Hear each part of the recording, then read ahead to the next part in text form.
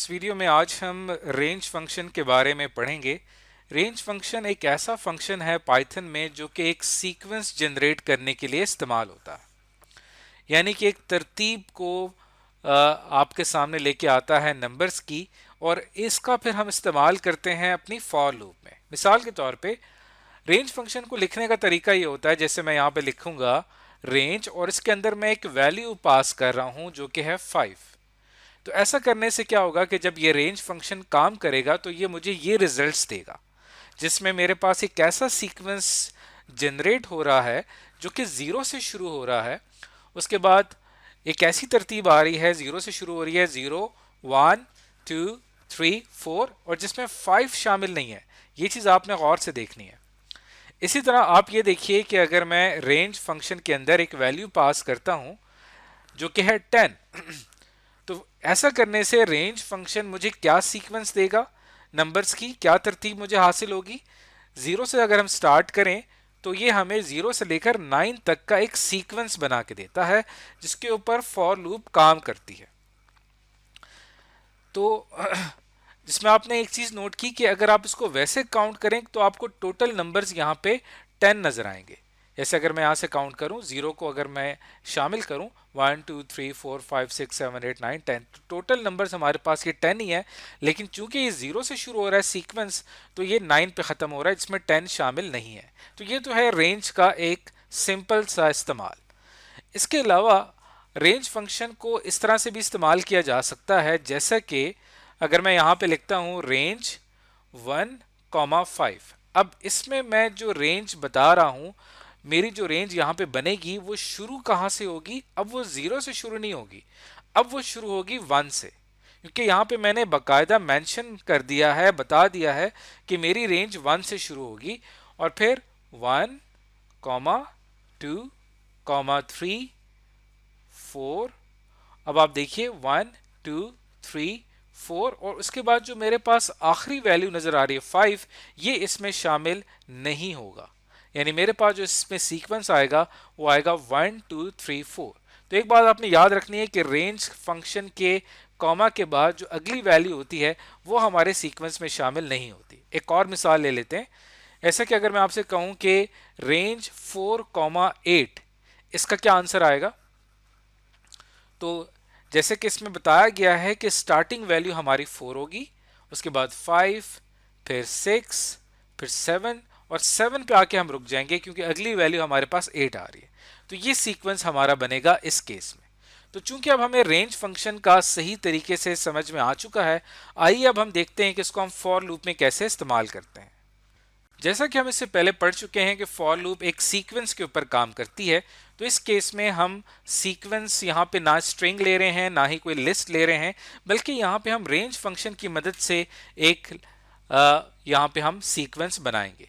तो for loop को लिखने का क्या तरीका होता है, हम फॉर लिखते हैं, फिर हम लूप वेरिएबल लिखते हैं, फिर हम इन जो कि मेंबरशिप ऑपरेटर है वो लिखते हैं, और फिर हम सीक्वेंस लिखते हैं।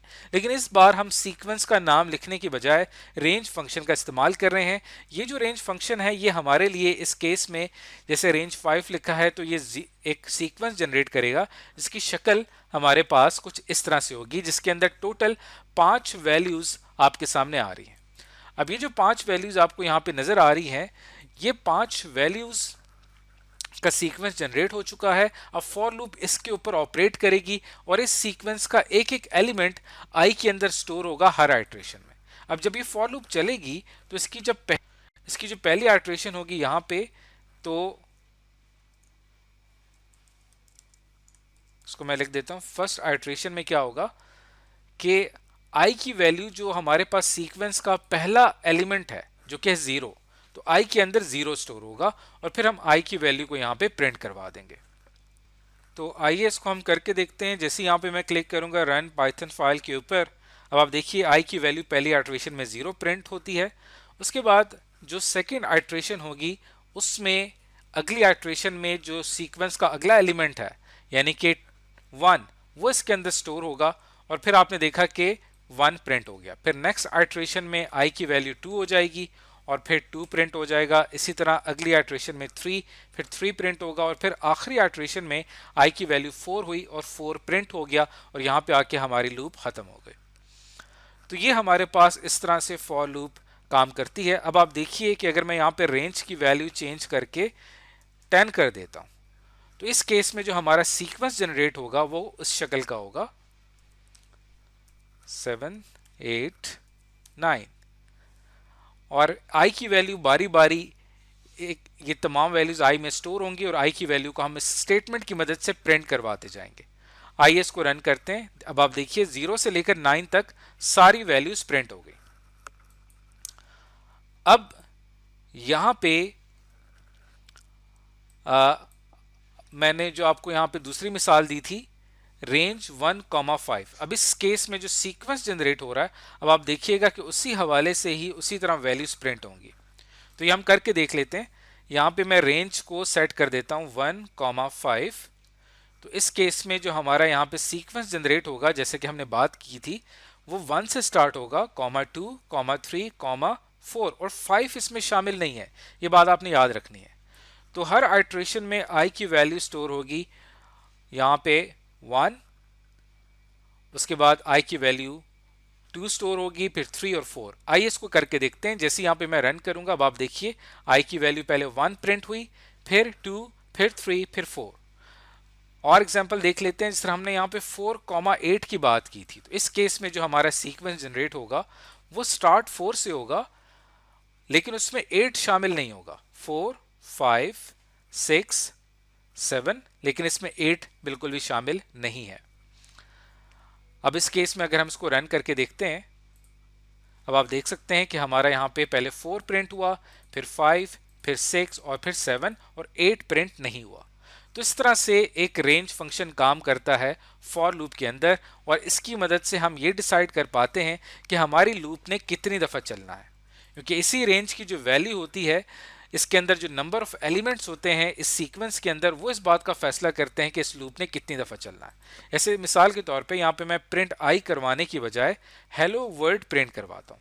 अब सोचने की बात यह है कि ये हेलो वर्ड इस केस में कितनी दफ़ा प्रिंट होगा। हालांकि हमने यहाँ पे तो ना ही 5 लिखा है ना 10 लिखा है, कोई नंबर नहीं लिखा, हमने 4,8 लिखा है।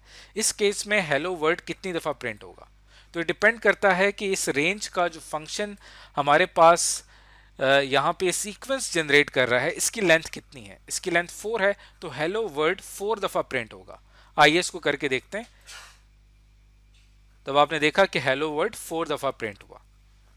तो इस तरह से रेंज फंक्शन इस बात का फैसला करता है कि आपके लूप ने कितनी दफ़ा चलना है। तो आज की इस वीडियो के अंदर हमने डिस्कस किया कि पाइथन में रेंज फंक्शन का इस्तेमाल किस तरह से किया जाता है।